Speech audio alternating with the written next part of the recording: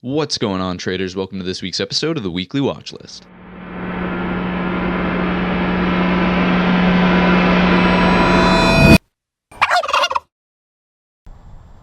In the Weekly Watchlist, I do a technical analysis and give you some of my thoughts on the tickers up here on the left. We have the broad market comprised of SPY, the Qs, and IWM.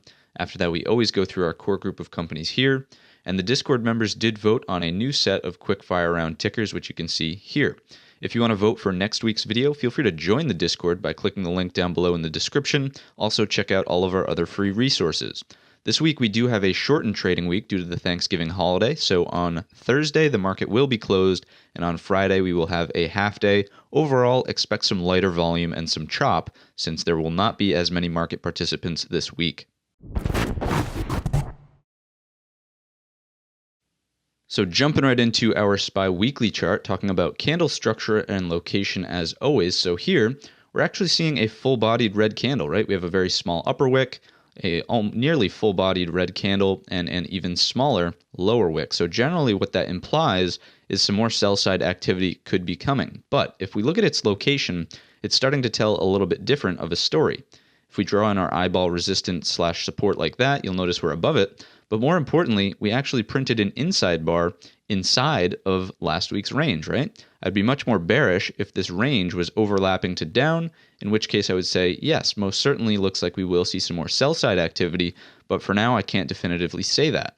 If we look at our Fibonacci's also of our most recent sort of rocket ship move to the upside, if we do something like that, you'll notice we're still well above that 38.2, which just so happens to be the exact pullback / gap fill area from last week's gap up candle. So that being said, all of that combined, I'm not entirely bearish here, but I'm also not bullish.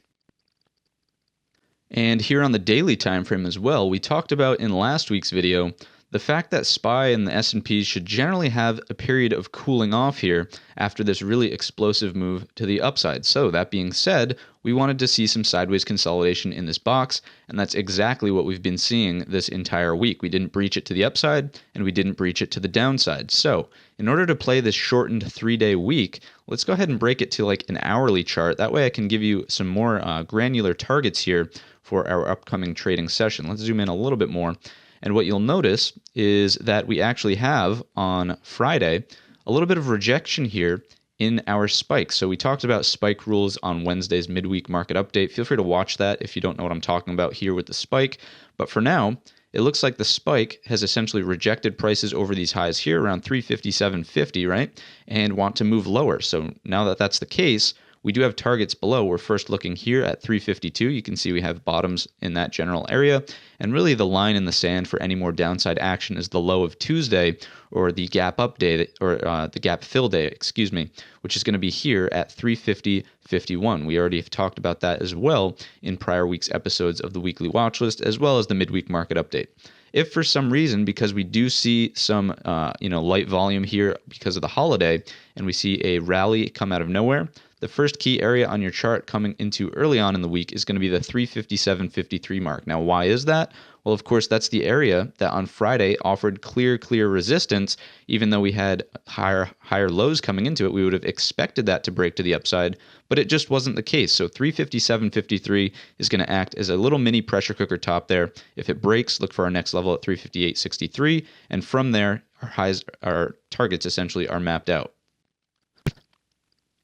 So here on the Qs, it's a little bit interesting as well because first of all, we know it's not as strong as the S&P 500. The S&P is much closer to those all-time highs, whereas the Qs and tech have fallen back a little bit and aren't quite there. But what's interesting here is that we're breaking this trend line through sideways action as opposed to pulling back hard off of it, which in general implies some bullish activity, right? There aren't very many sellers here that are looking at this resistance and trying to push it lower. Instead, we're able to just hold sideways here as the rest of the market sort of does the same thing as well. The S&P was actually a little bit more red than the Qs here.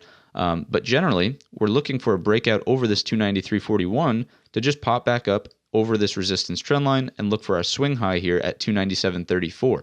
Now, if SPY does sort of reject and take the lower path that we sort of talked about and mapped out, then we're looking for a break of this area here on the Qs, which is going to be around 289.95, 290, just round it to a nice round number. And from there, if we break, you can see there's quite a little bit of ways to run all the way to here, which was our 282.66 sort of breakout area, and there is a gap to be filled on the chart below that, 280.50 down to 276.83. So that's sort of the bear case there if SPY and the rest of the market seems to want to break down. Again, remember, it's going to be a shortened trading week. I don't really expect that there will be crazy fireworks. If anything, probably some more sideways action like this, maybe a slight pop up, maybe a slight pop down, but again, not looking for any major targets like a gap fill this week.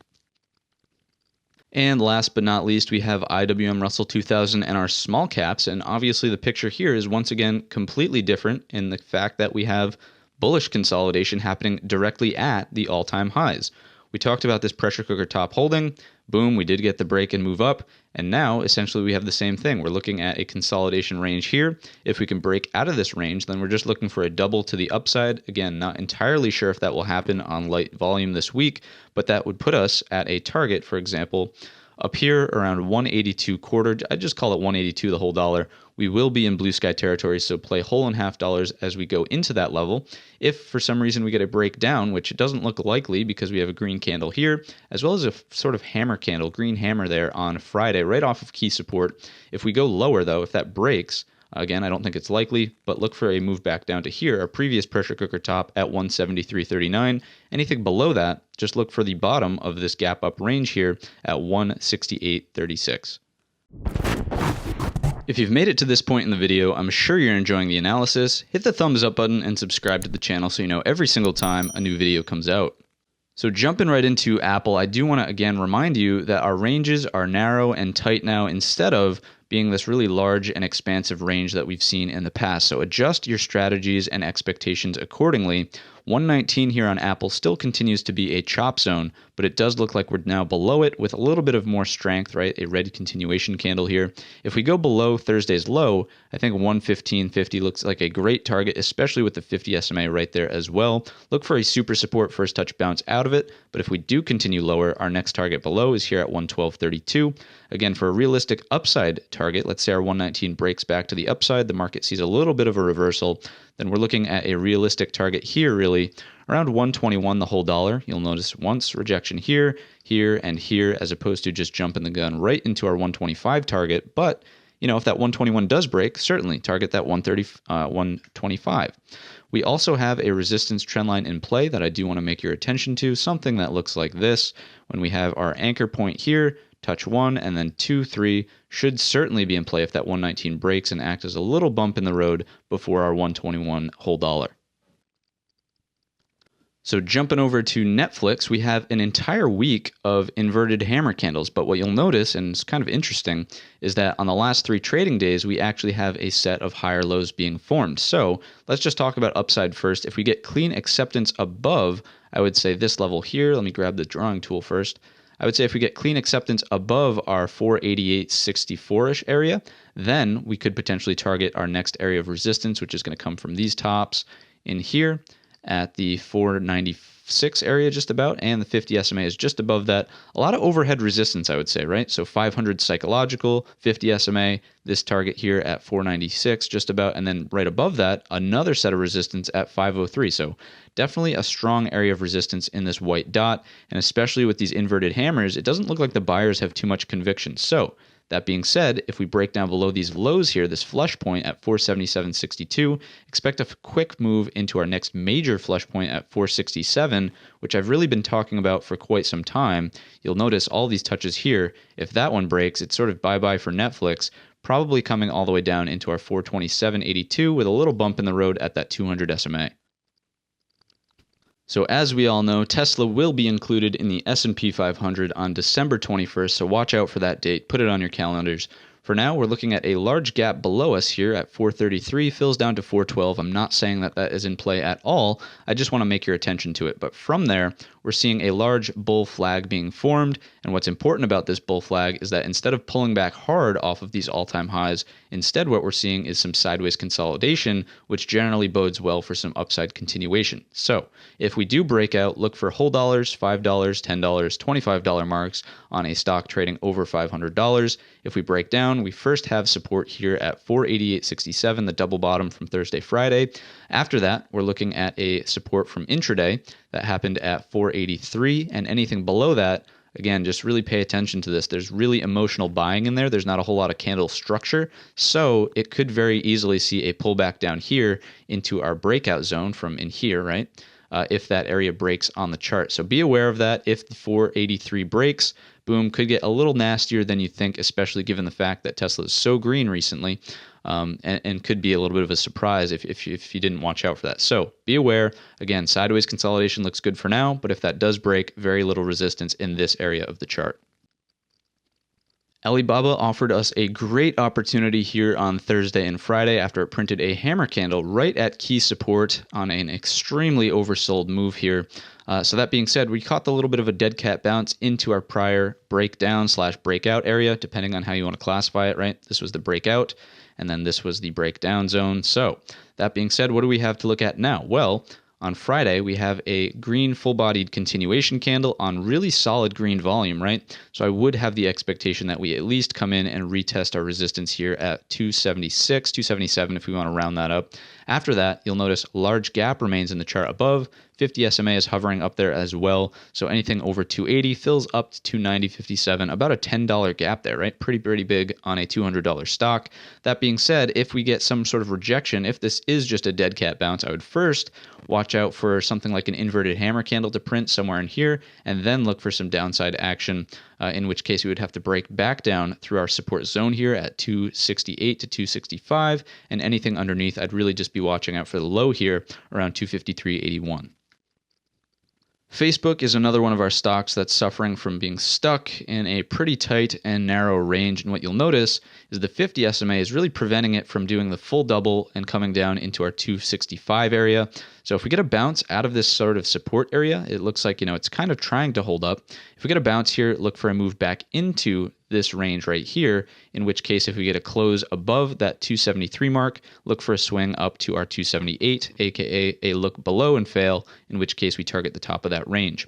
On a breakout higher, of course, target this set of highs in here at 285. Anything above, we have 297.41. If the 50 SMA breaks, we have this 265 and then 259 below it. NVDA actually offers a great setup right now because we have a perfect range like this. We're currently sitting right at the low end of that range after multiple touches. So if it breaks early on in the week, I would definitely target this area right here, 504.76. It's a super support with trendline support there as well, in which case we're looking for a bounce. So watch out for that. To the upside, if we get more consolidation in this range, watch out for chop. But if we can break out above this 544 mark, look for a swing into this triple top and one little touch in here at 573. Anything above is really the all-time highs here on NVIDIA. This one's really going to follow the cues and the market and what that does there. So watch out if the cues break, target this point that we just talked about. If the cues don't break and continue to consolidate, watch for the same thing here in NVIDIA. So Microsoft did exactly what it was supposed to do. So remember on NVIDIA, we were talking about a range double to the downside. Well, Microsoft already did that, and now it's getting some support with the 50 SMA as well as our 210 level. So that being said, watch out for a potential retest of this area in here. Let's actually make that official with a line. So our breakdown point was here at 214, excuse me. So watch out for if we do get a bounce here, look for that as first resistance, anything above, and we're targeting these highs at 218. But with our red continuation candle and a clean break of that 50 SMA to the downside, it looks like downside targets could be in store first, looking here at 206.79 and anything below a double bottom at $200. And our last company to talk about is going to be Amazon. And again, you'll notice that it's one of these companies suffering from being stuck in an extremely tight range. You'll notice before, large range here, here, and now it's really just going sideways. And that's not really the greatest thing to trade. So if we do get a break in any one direction, let's first cover the downside. If we break this 30.89 mark, then we're looking for a swing down here to essentially the $3,000 mark psychological level. Anything below that, and we're looking at this next set of lows in here at 28.98. To the upside, if we break out here, of course, bump in the road with the 50 SMA, but what you'll notice is there's quite a ways to run into some of these highs from the past. And again, when you see balance, normally the next move in the market is excess. So that could be a great move of excess to the upside, targeting that 32.87 mark. Anything above that, we could look here at the 33.65.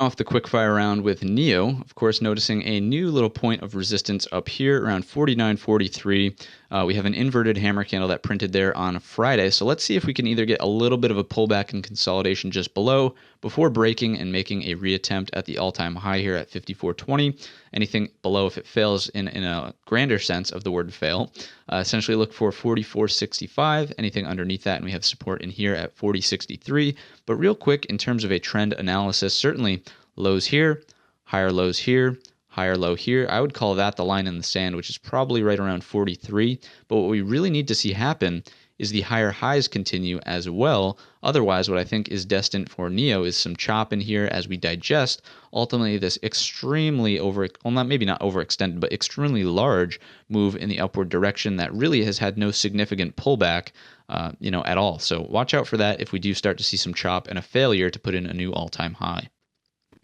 Jumping over to fuel cell, this one is forming a bull flag on the daily time frame, but what's interesting here and concerning me is sort of these larger upper wicks. So I'd be cautious in trying to time the breakout early. I'd really wait for confirmation over this 579 mark for blue sky territories above, and you really want to see it hold this 505 or $5 whole dollar support mark. To the downside underneath that, it looks like we have support here at 390, anything underneath, and really probably coming back down into some of our chop lows in here. I would really call this one with the most touches at 270, the next major area to watch out for on the chart. In terms of upside targets, play it as blue sky levels. So on a stock, under $10, probably 5-cent marks, 10-cent marks, 25-cent marks, so on and so forth.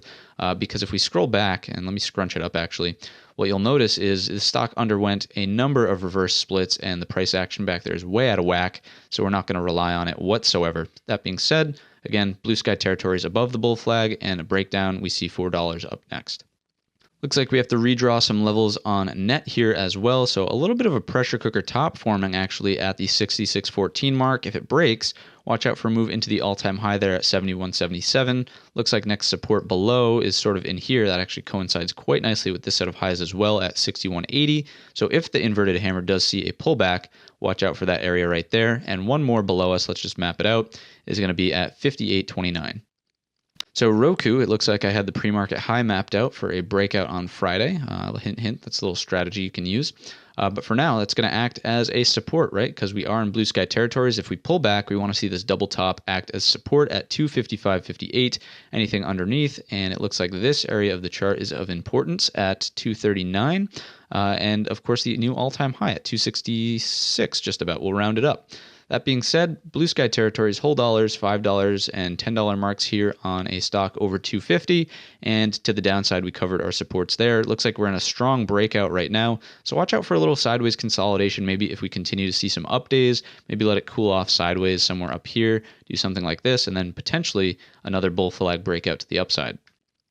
NVCR, this one's new to me, so let's go ahead and map out some quick and dirty supports and resistances. That's definitely catching my eye there.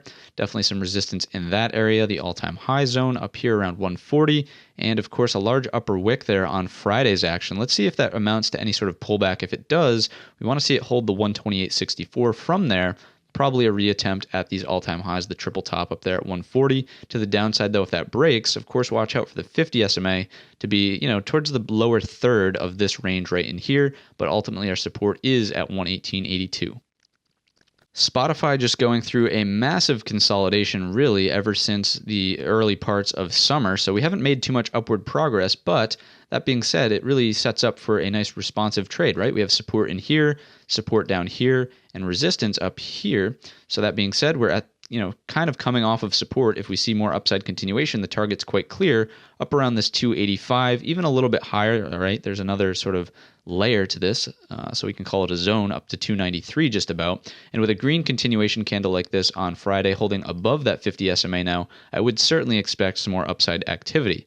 Maybe a potential pivot point or, sort of intraday, intra-week, whatever, resistance could be there at this 268 mark. It's also sort of cleanly in the 50% of this range right there, about halfway to the upside. So watch out for that if the upside action continues. Ride is another one of our EV stocks, I'm assuming, and it looks like we're on a little bit of shaky action here, right? We have a gap below here, and now we have inverted hammer, a red candle, and another inside inverted hammer here. So really watching out for this sort of area on the chart to hold as support. And if it doesn't, that 25.50 mark, then I would say probably back down to the 50 SMA here on the daily time frame. To the upside, we have a sort of resistance up here around 29.38. If it breaks, watch out for this high back here at 31.80, just a little ways overhead. And of course, that would fulfill the bull flag sort of theory if we get the break there. Boom. And then anything lower than that 50 SMA, if the breakdown happens, I'd really be watching out for this set of congestion highs in here around 1881. Moving into Rocket, this is literally all of the price action we have. Our 50 SMA is very immature and young, if you will. If it does provide some more rejection here, which it looks like it did on Thursday, Friday, look for a move into our lows here at 1986 from support here and here. Anything underneath, we have our bump down below at 1865. If we get a breakout over that 50 SMA, definitely look out for resistance here first around 2250, and anything above that I'd call as 2450. SBE, Switchback Energy, again, probably something to do with the EV sector. I'm not even sure at this point, but based on these parabolic moves, solar energy or electric vehicles is something on my mind. So, inverted hammer candle here, quite nasty actually. If we look at the range of that upper wick, it's, over 2/3, over the majority of that candle as well. So pretty nasty, looking like the sellers are hanging out up here towards 29. So if we do see any more pullback, probably have to break this one actually to a 30-minute or an hourly or whatever it is that you might prefer to find some support. And that's definitely actually at the low of the day there. You can see 25.50 acted as strong support here, offering a nice bounce once, twice, and starting to form a hammer there towards the end of the day on Friday. If we see any sort of downside action after that, we're looking out for support below here at 22.70. 50 SMA on the 30-minute chart will be there as well. So super support intraday bounce, definitely. Anything underneath will go one more lower and map out this set of highs in here, sort of around the 20.50 mark. Square had a nice little fake breakout there on Friday where we actually started to look like we wanted to take out that all-time high around 201.33, went right to the penny on some pretty solid action actually, and then faded the rest of the afternoon. That being said, the inverted hammer leads us to believe that we might see some lower prices, maybe some sideways consolidation. Watch out for it to hold this 192, right? That would be the most bullish scenario. If it breaks though, watch out for another level below, which is going to be here. I actually like how this lines up. Previous set of lows, previous highs, as well as support there on Thursday. So that's a nice important level at 185.13. 50 SMA is going to slowly start to catch up with that level. It might act as an intra sort of range, if you will, support if we do break that early on in the week. So that's going to be it for this week's episode of the Weekly Watchlist. If you enjoyed the video or learned anything new, feel free to let me know down below in the comments section or by simply leaving the video a thumbs up. Don't forget to check out the midweek market updates, which come out on Wednesdays. And with that, I wish you a green trading week and a happy Thanksgiving.